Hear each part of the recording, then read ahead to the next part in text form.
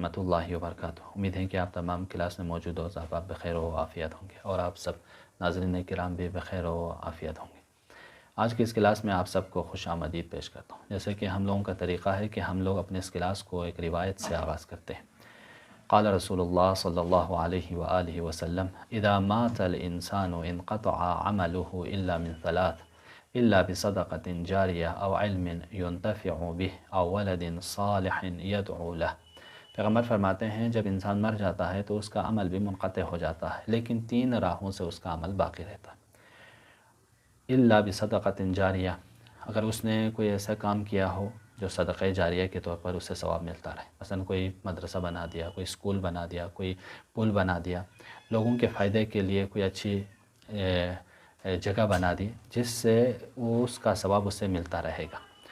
او علم ينتفع به، یا کوئی کتاب لکھ لی اس نے، کوئی آرٹیکل لکھ لیا ہے جس سے پڑھ کے لوگوں کو فائدہ ہو رہا ہے تو اس کا ثواب بھی اس کو ملتا رہے گا۔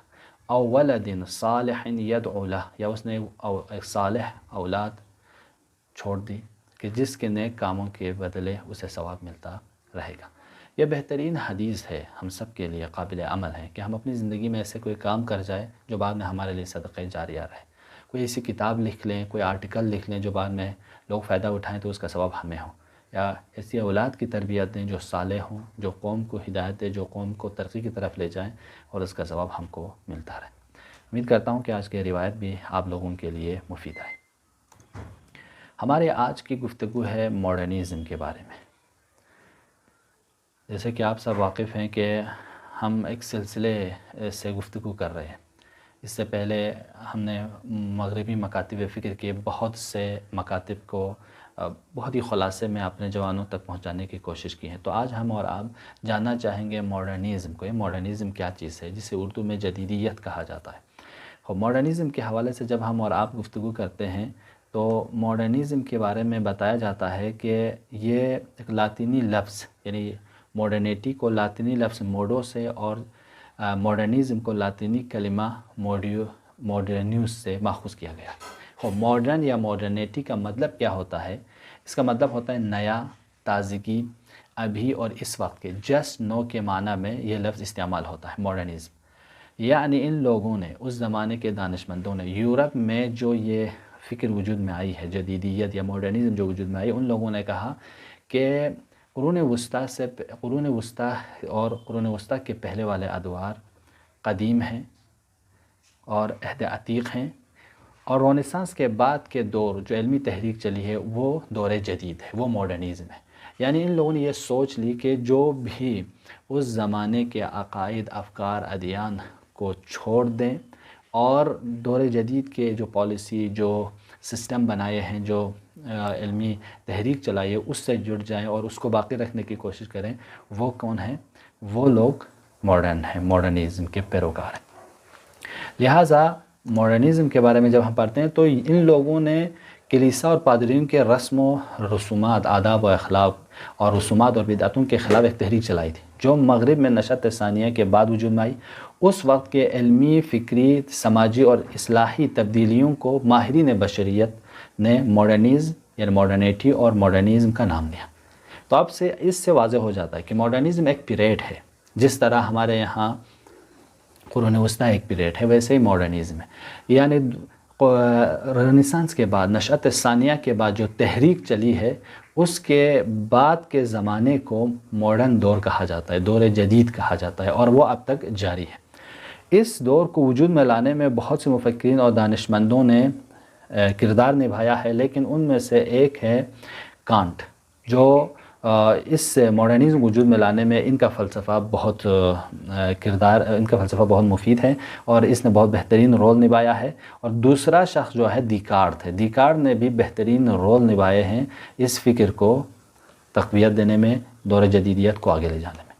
یورپ کے فلسفے میں 2 کلمہ ایسے ہیں جس کو سمجھنا بہت ضروری ہے۔ اس کو کی ورڈ یا کلیدی کلمہ کہا جاتا ہے۔ یورپ کے فلسفے کا کلیدی کلمہ آبجیکٹیو اور سبجیکٹیو ہے۔ یعنی ماڈرنزم کی حقیقت کو دیکارت کہتا ہے میری نظر میں آبجیکٹیو ہے، اور کانٹ کہتا ہے میری نظر میں سبجیکٹیو ہے۔ آبجیکٹیو اور سبجیکٹیو 2 کلمے ہیں شاید ہمارے بہت سے دانشمند جوان اسے سمجھتے ہوں، لیکن میں بہت ہی مختصر میں آپ کی خدمت میں عرض کروں گا۔ دیکھیں ان دو فلاسفہ نے کہا، کانٹ نے کہا میری نظر میں سبجیکٹیو ہے، اور دیکارت نے کہا میری نظر میں آبجیکٹیو ہے۔ سبجیکٹیو اور آبجیکٹیو سے ایک فکر، کچھ فکریں وجود میں آئی تھیں۔ ایک آبجیکٹیو کا مطلب ہوتا ہے کہ اس نے کہا جو کچھ ظاہر میں ہے، ملموس ہے، دیکھنے میں آئے، مادی ہے، وہ بھی حقیقت رکھتا ہے، یہ ہے سبجیکٹیو۔ لیکن دیکارت کیا کہتے ہیں؟ آبجیکٹیو میں نہیں، ہماری تصورات، جو کچھ ہم ذہن میں سوچ رہے ہیں، جو کچھ ہم خیال کر رہے ہیں وہی ہیں، اس سے ہٹ کر کوئی اور چیز نہیں ہے۔ یعنی ہم اور آپ ذہنی تصورات کے بنا پر اس کے ہونے اور نہ ہونے کو فیصلہ کرتے ہیں۔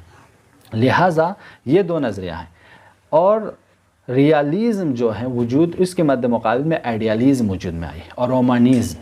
خوب، آئیڈیالزم کہتا ہے کہ جو کچھ انسان کے ذہن میں یہ طاقت ہے، انسانی ذہنی تصورات کی بنا پر ہم دوسروں کو دیکھ رہے ہیں، اگر ہماری ذہن ختم ہو جائے، ہم انسان ہی نہ رہے، تو وہ جو باہر ہم اور آپ کچھ چیزوں کو دیکھ رہے ہیں، چھو رہے ہیں وہ بھی ختم ہو جائے گا۔ تصور یعنی جو کچھ تصور، رومن آپ کو پتہ ہے خیال پڑتا ہے، ہم خیال کر رہے ہیں کوئی ہے، واقعیت میں کوئی ایسا نہیں ہے۔ اس کے مد مقابل میں ریالیزم فکر آئی تھی، اس نے کہا تھا کہ جو کچھ ہے وہ ریئل میں بھی ہے، حقیقت میں بھی ہے، واقعیت میں بھی ہے۔ یہ جو درخت دیکھ رہے ہیں، جو انسان دیکھ رہے ہیں، جو ستارے دیکھ رہے ہیں، جو سیارے دیکھ رہے ہیں، یہ جو انسان دیکھ رہے ہیں، جو تمہاری ذہن میں نہیں ہے، وہ ذہن کے باہر بھی ہیں۔ اس فکر کو کہتے ہیں ریالیزم۔ اب ان دونوں نے ماڈرنزم کو کس طرف دیکھا؟ کانٹ نے کہا ریئل میں ہے، جو تغیر و تبدیلی ہم دیکھ رہے ہیں، جو ترقی، جو ٹیکنالوجی، جو پیش رفت ہم دیکھ رہے ہیں، وہ ریئل میں بھی ہے، ایسا نہیں ہے کہ تم خیال کر رہے ہو۔ لیکن دیکارت نے کیا کہا؟ دیکارت نے کہا وہ آبجیکٹیو ہے، ہم ذہنی خیالات کی بنا پر، یعنی تمام معیارات اور قوانین کی بنیاد کیا ہے؟ صرف انسانی ذہنی تجربہ ہے۔ انسان نے تصور کیا، انسان یہ درک کیا، اسی لیے ہے، اگر یہ نہیں ہو تو نہیں ہے۔ خیر، یہ دو شاید اس کو ابھی کامل واضح کرنے کی ضرورت ہے۔ آبجیکٹیو اور سبجیکٹیو یہ دو کلمہ ہیں جو یورپ کے فلسفے میں بہت زیادہ کرامات ہے، وہاں یوز کیا جاتا ہے، لہٰذا آبجیکٹیوازم اینڈ سبجیکٹیوازم کی فکر بھی وہاں سے وجود میں آئی۔ اس پہ آپ لوگ اور ریسرچ کیجیے اور تحقیق کیجیے، چونکہ میرا موضوع یہ نہیں ہے، میں ماڈرنزم اور جدیدیت کے بارے میں بتانا چاہ رہا ہوں، لیکن یہ میں نے سوچا کہ بہت مہم ہے، اور ماڈرنزم فکر میں ان سبجیکٹیو اور آبجیکٹیوازم کے پیروکاروں نے بھی بے انتہا کردار نبھایا ہے۔ آج ہم اور آپ گفتگو کریں گے ماڈرنزم کی جو خصوصیات ہیں۔ دیکھیں ماڈرنزم کے بہت سے خصوصیات ہیں، ان میں سے پہلی خصوصیت یہ ہے کہ یہ انسان محور ہے، ہیومنزم ہے، یعنی ان کے نگاہ میں یہ ہے کہ انسان ہے جو مبدا بھی ہے، مقصد بھی ہے، اور ہر اچھائی اور برائی، خیر اور شر، سعادت اور شقاوت، اخلاقیات اور حقوق، اقتصاد اور سیاست، حکومت اور ریاست کے معیار ہیں، وہی تشخیص دینے والا ہے، وہی رہبر ہے۔ یعنی یہ انسان ہے جو اس پوری کائنات کو وجود میں لائے، اس کائنات کے لیے مقصد ہے، یہی انسان ہے جو اس کائنات میں خیر اور شر کو تشخیص دے گا، کوئی اور دوسرا نہیں ہے۔ یعنی جو صفت، جو کریکٹر، جو معیار ہم خدا کے لیے دیتے تھے مسلمان، ان لوگوں نے انسان کو دے دیا۔ یعنی ہم کہتے ہیں کہ خدا مبدا ہے، خدا مقصد ہیں، خدا رہنما ہیں، خدا ہادی ہیں، خدا ہی سب کچھ ہیں، یہ لوگ کہتے ہیں انسان ہی سب کچھ ہے، خدا کا ریجیکٹ کر دیا، خدا کا انکار کر دیا۔ جدیدیت کا پہلی خصوصیت ہے۔ دوسری خصوصیت لادینیت، سیکولرزم ہے۔ ہم اور آپ جب پڑھتے ہیں ہمیں دینداری ہے، دین کی پیروی کرنی ہے، وحی کی پیروی کرنی ہے، پیغمبر اور خدا، کسی کے باتوں پہ ماننا ہے۔ ان لوگوں نے کیا کیا؟ نہیں، ہمیں پیغمبر اور خدا اور کلیسا اور ان چیزوں پہ ایمان نہیں رکھنی ہے، ہمیں لادینیت، سیکولر بننا ہے، سیکولرزم ہے، یعنی دین کو ہماری اجتماعی اور سیاسی میدانوں میں کوئی کارکردگی نہیں ہے، دین سے آپ کے پرسنل لائف میں ایک فن بن کے رہ جائیں۔ یہ ان لوگوں نے فکر پیش کرنے کی اس کی جدیدیت میں۔ دوسری خصوصیت مطلق آزادی ہے، لیبرلزم ہے، لیبرل ہے، یعنی آپ کوئی روک ٹوک نہیں ہے، آپ جو کچھ کریں کر سکتے ہو، جو کچھ چاہے بول سکتے ہو، جو کچھ سوچے سوچ سکتے ہو، آپ کو فریڈم آف سپیچ ہے، فریڈم آف ایکٹ ہے، جو کچھ آپ کرنا چاہے بولنا چاہے بول سکتے ہو، مطلق آزاد ہے، آپ کو کوئی روک ٹوک نہیں۔ ہاں، آپ کی آزادی سے دوسرے کی آزادی کو کوئی رکاوٹ نہ ہو، یہ یورپ کی تعریف ہے فریڈم ہے، ٹھیک ہے، انہوں نے مطلق آزادی کی بات چلی۔ اس کے بعد چوتھی چیز ہے کہ عقل پرستی ہے، ریشنلزم، یعنی ان لوگوں نے کہا کہ ہم انسانوں کی عقل میں یہ توانائی ہے، یہ قدرت ہے، ہم صحیح اور غلط کو، حق اور باطل کو پہچان سکتے ہیں، خیر اور شر کو پہچان سکتے ہیں، لہٰذا ہمیں کسی وحی کی، کسی پیغمبر کی، کسی امام کی، کسی خدا کے، کسی دین کے، کوئی گرو کے، پادری کے، کوئی آئے ہمیں بتائے، ضرورت نہیں ہے۔ خدا عقل سمجھتے ہیں تو ہمیں کسی کو ضرورت نہیں ہے۔ یہ چار اصول ہیں نا، یہ ان کے تمام مکاتب فکر میں مشترک ہے۔ اور ایک چیز کیا ہے؟ میٹریلزم ہے۔ ان لوگوں نے کہا معنویات کوئی چیز نہیں ہے، میٹافزک کوئی چیز نہیں، سب فزک ہے، مادہ ہے، جو کچھ ہے وہ میٹر ہے، ہم مادہ ہی پہ ہی توجہ دیں گے، مادی ہی چیزوں کو ہم مقدم کریں گے۔ یہ ماڈرنزم کی اور ایک چیز سیاست میں اگر آئے تو ان لوگوں نے کہا ڈیموکریسی ہے، ہم انسان ہیں، ہم سب کچھ ہیں، تو ہم ہی خود گورنمنٹ بنائیں گے، ہم ہی خود نمائندے انتخاب کریں گے۔ تو ان لوگوں نے کیا کہا؟ ان لوگوں نے کہا گورنمنٹ اس کیا ہے؟ Government by the people for the people, democracy اس کیا ہے؟ ایسی گورنمنٹ ہے جو by the people for the people. یہ ان لوگوں کا شعار تھا کہ گورنمنٹ انسانوں نے بنایا ہے، انسانوں کے نمائندے ہوں گے انسانوں کے لیے، ٹھیک ہے؟ تو یہ ڈیموکریسی ہے۔ اب سیاست اگر ہماری ہو تو ڈیموکریسی ہونی چاہیے اور جمہوریت ہمارے یہاں ہونی چاہیے۔ اور ایک چیز ان لوگوں نے سرمایہ داری کو لایا، کیپٹلزم کو، لوگوں میں بازار عام کیا، اقتصاد عام کیا، مارکیٹیں بنائی، بڑے بڑے کارخانے لگائیں، لوگوں کو لگا دیا سرمایہ جمع کرنے میں۔ اور ایک چیز ان کے یہاں ہے منفعت طلبی۔ ماڈرنزم یا ماڈرن کے پیروکار سب منفعت ہیں، ان کے یہاں ایثار، قربانی، ان چیزوں کا کوئی مفہوم نہیں ہے، سب کچھ فائدہ، منفعت، سود۔ اس لیے بہت بہت بڑے بڑے بینک بنائے گئے، جو کچھ سود ہیں لے لیں دے دیں۔ اور آج کل آپ کو معلوم ہے کہ منفعت طلبی کی بنا پر بہت سی فسادات وجود میں آ رہی ہیں۔ اور ایک خصوصیت ان کی ٹیکنالوجی ہے، وہ بہترین ٹیکنالوجیاں وجود میں لائیں، بہترین وسائل وجود میں لائیں، اور یہ بھی ماڈرنزم کی خصوصیات میں ہے۔ اور خصوصیت ان کی ہے انفرادیت ہے، فرد گرائی۔ ہم نے پہلے کہا تھا انڈیویجولزم، یعنی ہر ایک خود میں ہوں، دوسرے کو مجھے لینا دینا نہیں ہے، میں خود اپنا دیکھوں، اپنی بیوی بچوں کو دیکھوں، اپنے حد تک محدود ہیں، دوسروں کے لیے ہم دوسروں کے لیے کوئی کام کریں، ایسا نہیں ہے۔ اور ایک ماڈرنزم کی خصوصیت یہ ہے، یہ مخالفت سنت ہے، یعنی اینٹی ٹریڈیشنز ہے، یعنی جتنے بھی سنت اور قدیمی چیزیں ہیں ان کی مخالفت کرنا، یہ جدیدیت اور ماڈرنزم کی خصوصیت ہے۔ اور ایک خصوصیت ان کے جہان سازی، گلوبلائزیشن۔ ان لوگوں نے کہا کہ پوری کائنات ہم ایک ہیں، ہم الگ الگ نہیں ہیں۔ پہلے ان لوگوں نے نیشنلزم وجود میں لا کر ٹکڑے ٹکڑے کر دیا، مسلم امتوں کو تباہ برباد کر دیا، حکومت عثمانی کو تباہ برباد کر دیا نیشنلزم کی بنا پر۔ لیکن اب خود ان کو بھی نقصان ہوا اس بنا پر، ہندوستان سے ہمارے مہاتما گاندھی کے فکر کی بنا پر انہوں نے بھی نیشنلزم کی جب شعار دی تو ان کو بھی بھاگنا پڑا یہاں سے، جب عراق سے ان کو بھاگنا پڑا، اب افغانستان سے بھاگنا پڑ رہا ہے، تو دوسری جگہوں سے ان کو بھاگنا پڑا۔ تو اس بنا پر ان لوگوں نے کیا کہا؟ اب ہم گلوبلائزیشن کو وجود میں لائیں گے، یعنی پوری دنیا ایک ہے، ایک اتاق کی طرح ہے، ایک کمرے کی طرح ہے، ہم سب ایک جگہ، ایک قانون ہو، ایک فکر ہو، ایک آئیڈیالوجی ہو، ایک سیاست ہو، ایک اقتصاد ہو، ایک حقوق ہو، اس کو وجود میں لانے کی کوشش کیا جا رہا ہے۔ تو اس بنا پر یہ گلوبلائزیشن کی فکر وجود میں، یہ سب خصوصیات کس کی ہیں؟ یہ ماڈرنزم کی ہیں۔ لہٰذا دیکھیں یہ ساری خصوصیات ہیں، اب اس پہ کہاں اسلام مخالفت کر رہی ہے، کہاں اسلام ان چیزوں کو مانتا ہے، اسے سمجھنا ایک جوان کے لیے ضروری ہے۔ میں کچھ معیار صرف آپ کی خدمت میں لایا ہوں۔ اور ماڈرنزم کو جو سہارا ملا، ماڈرنزم کو تقویت دی، کچھ تحریکوں نے تقویت دی۔ پہلے تو رینیسانس، نشاط ثانیہ نے ان کو اس تحریک کو تقویت دی۔ دوسرا ریفارمیشن، تحریک اصلاح دینی نے اس کو تقویت دی، ان سب کے بارے میں ہم پڑھ چکے ہیں۔ تیسری چیز انلائٹمنٹ، روشن خیالی، اس تحریک نے جدیدیت کو تقویت دی۔ اور ایک چیز ہے انقلاب صنعت، انڈسٹریل ریولوشن، اس تحریکوں نے جدیدیت کو عروج پر لے جانے میں، جدیدیت کو ترقی کی طرف لے جانے میں کافی مددگار ثابت ہوئی ہے۔ لہٰذا ہم انقلاب صنعتی کے بارے میں انشاءاللہ نیکسٹ ایپیسوڈ میں بھی بات کریں گے، لیکن نشاط ثانیہ، اصلاح دینی اور روشن خیالی کے بارے میں ہم پہلے بھی گفتگو کر چکے ہیں۔ یہ ہے جدیدیت۔ لہٰذا اب اسلام ان کو قبول کرتا ہے یا نہیں کرتا ہے، اس بارے میں ہم اور آپ کو سمجھنا ضروری ہے۔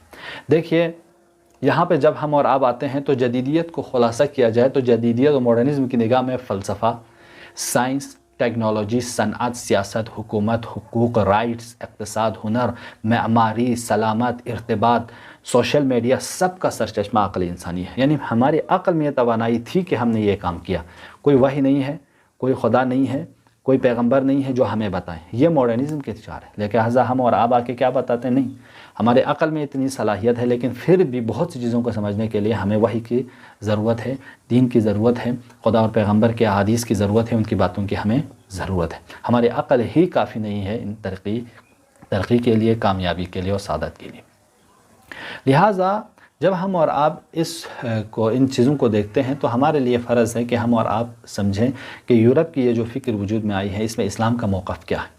اسلام کا موقف ان میں یہ ہے کہ اسلام کے علماء اور دانشمندوں نے اس میں کچھ لوگ بالکل ریڈیکل بنے، سنت بنے، ماڈرنزم کی تمام چیزوں کو غلط کہا، ماڈرنزم کو کے کو بالکل مانا نہیں، حتیٰ فتویٰ دیا کہ ماڈرنزم دور جاہلیت ہے، ماڈرنزم کے خلاف سید قطب جیسے مفکرین نے فتویٰ دیا۔ لیکن سید جمال الدین محمد عبدو جیسے لوگ تھے، ان لوگوں نے کہا ٹھیک ہے یہ ہم مسلمانوں کی عقب ماندگی ہے، ہمیں بھی آنا ہے اور ان کے جو خرابیاں ہیں ان کو ختم کرنا ہے، غیر مغربی تہذیب کے، اور اچھائیوں کو اپنانا ہے۔ لیکن ان میں ایک شہید مطہری ہیں، ڈاکٹر شریعتی ہیں، علامہ اقبال ہیں، ان لوگوں نے بھی یہی کہا کہ ہم کو اسلامی فکر اور یورپ میں تھوڑا سا دونوں کو ملا کے لے جانا ہے۔ ایسا نہیں ہے کہ ہم سب کو غلط کہہ دیں، سب کو برباد کر دیں، نہیں، بلکہ جو غلطیاں ہیں، جو خرابیاں ہیں ان کو رفع کریں، جو صحیح ہیں اور جو ان کے اچیومنٹس ہیں، جو کامیابیاں ہیں ان کو حاصل کرنے کی کوشش کریں، ان کو اپنانے کی کوشش کریں، ان کی ٹیکنالوجیز کو اپنانے کی کوشش کریں۔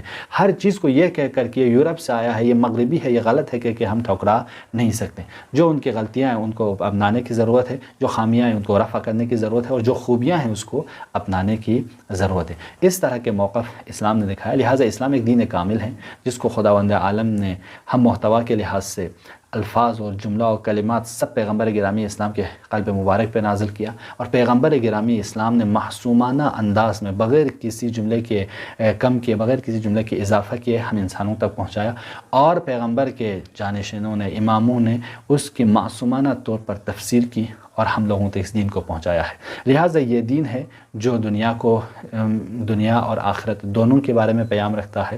یہ دین ہے بتاتا ہے کہ انسان کو خدا سے کیا رابطہ ہے، انسان کو انسانوں سے کیا رابطہ ہے، انسان کو جامعہ سے کیا رابطہ ہے، اور حکم دیتا ہے کہ تم عقل سے بھی کام لے لو، تجربے سے بھی کام لے لو۔ اور ہم اور آپ کو کہتا ہے کیوں افلا یتدبرون القرآن، کیوں قرآن پہ فکر نہیں کرتے ہو، کیوں قرآن پہ سوچتے نہیں ہو، کیوں کائنات کی خلقت پر نہیں سوچتے ہو، سیروا فی الارض، کائنات میں سفر کرو، یا انظر الی الابل کیف خلقت، کیوں اس اون کو نہیں دیکھتے کس طرح خدا نے اسے بنایا ہے۔